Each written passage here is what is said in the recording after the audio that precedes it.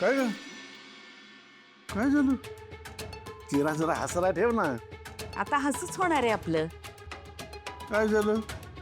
अगं जरा चेहऱ्यावर हसू ठेव, इतकंच म्हणतोय मी. तुमचं काय जात आहे म्हणायला? तुम्हाला माहिती आहे मला का आणि कसली भीती वाटते ती. टेन्शनमुळे ऍसिडिटी झाली आहे मला. तेच म्हणतोय, घाबरायची काही गरज नाहीये म्हणून. अगं माझी आत्या येते आणि ते पण आपल्या घराच्या भल्यासाठीच येते ना. शांत हो जरा, मी बघतो बाहेर काय राहिलंय का. त्या आल्यावर काय होणार आहे देवाला माहिती.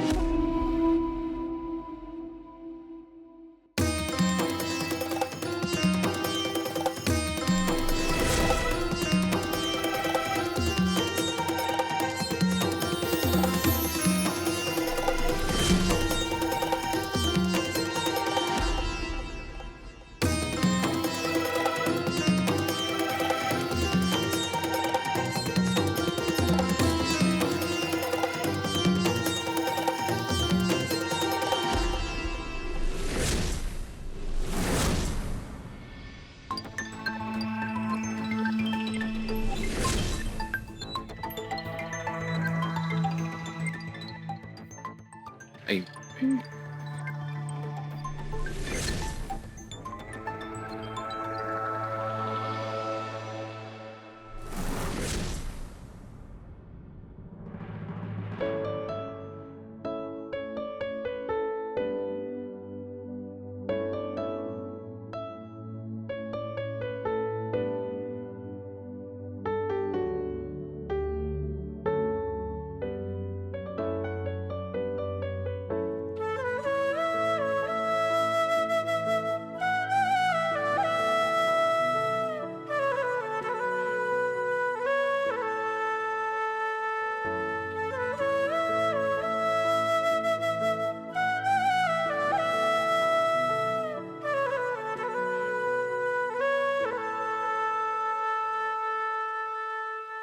या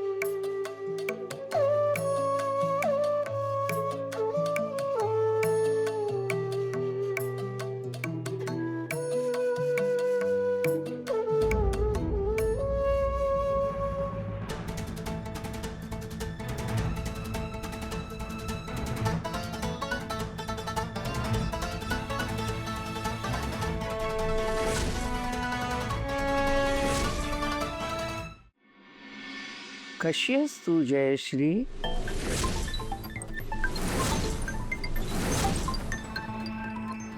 ठीक आहे. हा? तसं दिसत नाहीये. म्हणजे चेहरा अजून तसाच आहे पूर्वीसारखा, कायम एरंडेल प्यायला सारखा.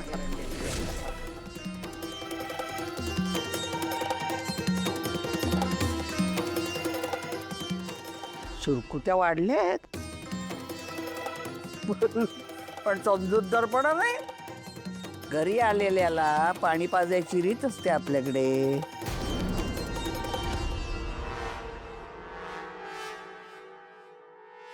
पूर्वी होती, आता बंद केलीस का तू? पाणी पाणी मी फक्त घरच्या सोनेच्या हातून पाणी घेते. ही आकाशची दुसरी बायको, ही पण घरची सूनच आहे.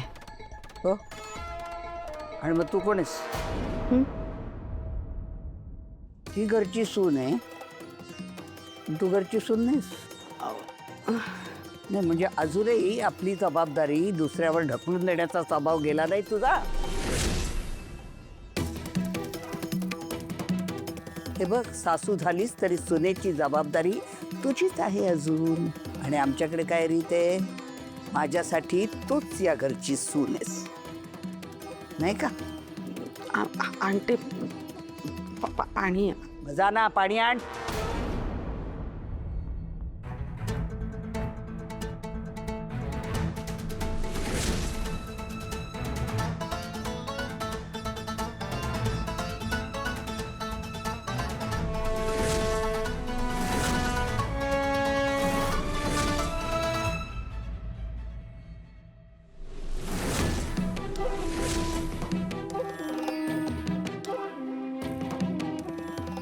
काय चाललं गुरुमाता?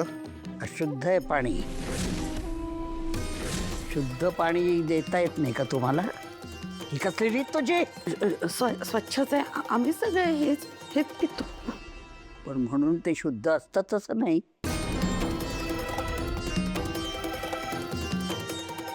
हे बघ, वर्षानुवर्ष तपस्या केली मी. इकडे बघ, माणसाच्या नजरेत बघून मी त्याचं मन वाचू शकते. तुझं मनच अशुद्ध आहे, पाणी कसं शुद्ध असणार? तुला शुद्धी करून घेण्याची गरज आहे बरं का जयश्री.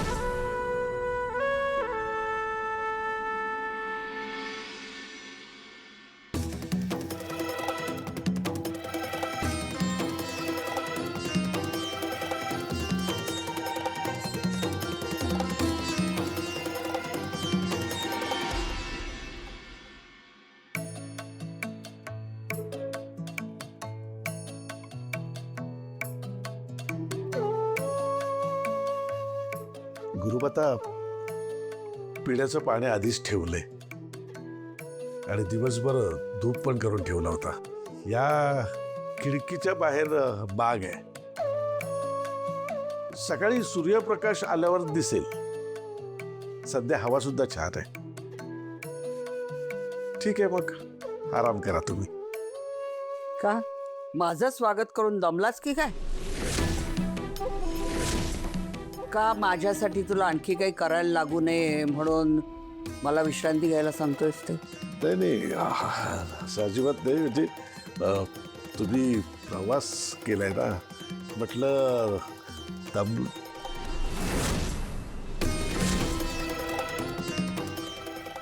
काय आहे माधव, स्वार्थ आणि परमार्थ तुला कळत नसला तरी मला चांगलाच कळतो.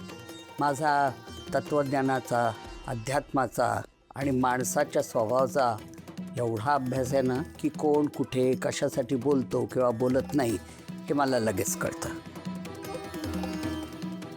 आणि विशेषतः माणसाचा स्वार्थ तर लगेच ओळखता येतो मला. माफ करा गुरुमाता, तसं खरंच काही नाहीये. तुम्ही सांगा ना काय करायचंय, मी करीन.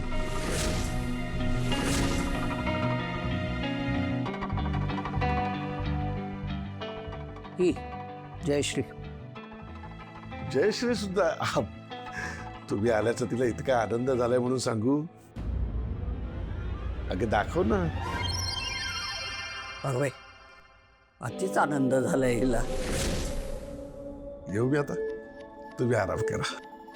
ये जयश्री, तू थांब. यायला जायला परवानगी दिली तुला ना.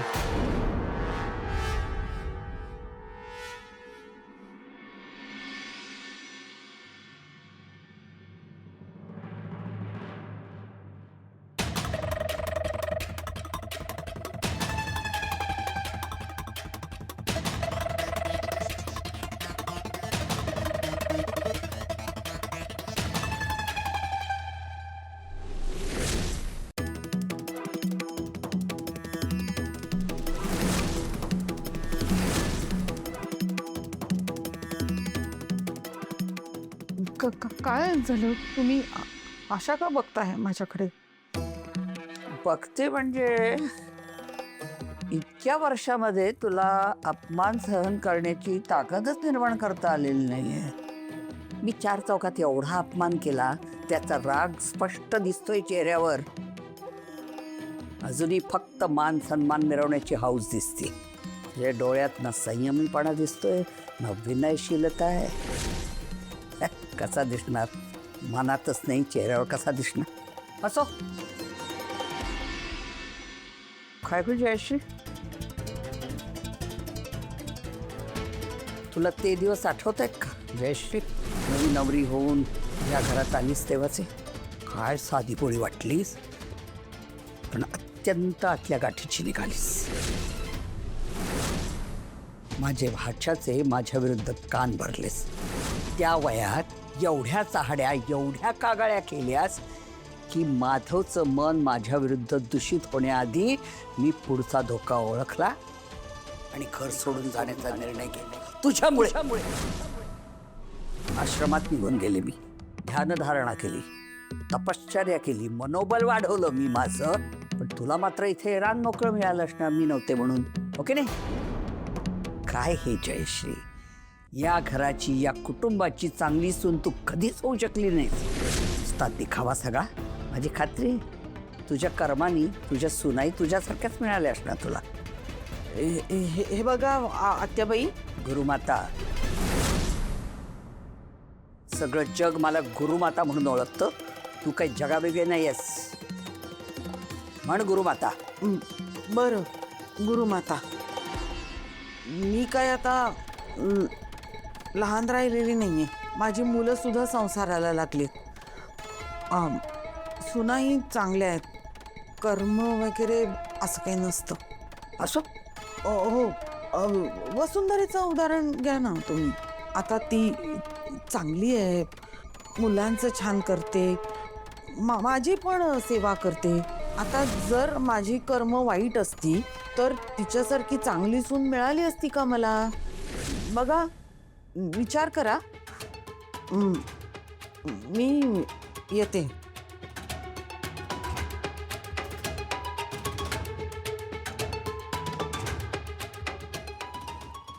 म्हणजे या वसुंधरेमुळे हिचा अहंकार वाढलाय. हा वसुंधरा नावाचा अहंकार आत्ताच तोडायला हवा. जा ग, वसुंधरावर बोलवू ना. जा. हो गुरुमाता. म्हणजे मी खेळायच नाही? म्हणजे खेळायचं, फक्त हळू आवाजात खेळायचं. हळूहळूच कोणता गेम असतो बाबा? सगळे गेम तर आवाजवालेच असतात. हो नाही बाबा, हे गुरुमातांचींना आवाज आवडत नाही? नाही म्हणजे असं नाहीये की नाही आवडत. मग त्यांना मुलं पण आवडत नाही? ओ नो, म्हणजे ते आम्हाला पनिश करणार? नाही नाही, असं नाही म्हणत मी. बाबा, पण हे आपलं घर आहे, आपण पाहिजे तेवढा आवाज करायचा. ऐक या बाबा, तू गुरुमाता आजीला नॉइस कॅन्सलिंग हेडफोन देऊन टाक ना, म्हणजे त्यांना ऐकायला पण येणार नाही. हो ना? हो, ही खूप मस्त आयडिया आहे. नाही नाही नाही, नको. हे बघा, प्लीज प्लीज असं काही करू नका, असं काहीही बोलू नका. अहो वसुंधरा, तुम्ही काहीतरी बोला नाही ना. काय मुलांनो, किती छळताय बाबाला. चेहरा बघा कसं झालाय, किती घाबरलेत ते. बर, मी तुम्हा दोघांना एक गंमत सांगू का? आपल्या गुरुमाता योगिनी आहेत ना, त्या तुमच्या आजी नाही आहेत, पण जी आजी आहेत माहितीये, म्हणजे आजोबांच्या आत्या. वाव, म्हणजे ते किती मोठे असतील ना. हो, खूप मोठ्या. आणि वयाने आणि अनुभवाने सुद्धा त्या मेडिटेशन करतात. डोळे बंद करतात आणि शांत बसून राहतात. ते जरा पण नाही हलत. अजिबात नाही. मग त्यांना बोर नाही होत. नाही, उलट मेडिटेशन केल्यावर शांत आणि प्रसन्न वाटतं. त्यांनी जर तुम्हाला परवानगी दिली ना, तर तुम्ही सुद्धा त्यांच्यासोबत मेडिटेशन करा. म्हणजे तुम्हाला पण कसं छान छान वाटेल. हो, पण कसं आहे ना की घरी गोंगाट सुरू असला तर मग मेडिटेशन कसं करता येईल. नाही, म्हणून आम्ही सगळ्यांनी तर ठरवलं बाबा की जोपर्यंत त्या घरी येत ना, सगळ्यांनी शांत राहायचं. आणि बघा ना, आता तुम्ही दोघंही मोठे झाले आहात, तर तुम्ही पण शांत राहणार ना.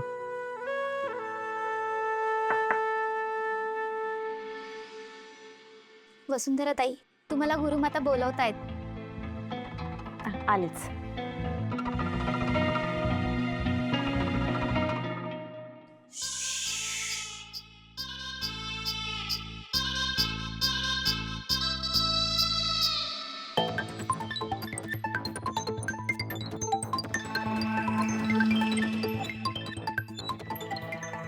काय, तुला काय झालं?